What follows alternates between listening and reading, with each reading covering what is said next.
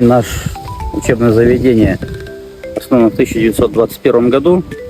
Ведем образовательный процесс по 3 основным специальностям. Это лесное лесопарковое хозяйство, садово-парковое ландшафтное строительство, экономика, бухгалтерский учет. 80% обучающихся это ребята из нашей республики, из Республики Татарстан. 20% делятся уже между такими регионами, как Удмуртия, соседние регионы, Кировская область. Самых дальних отмечу это Дальний Восток, у нас приехал учиться студент. Также есть обучающиеся из Краснодарского края, Сургут, Пермь и город Чайковский.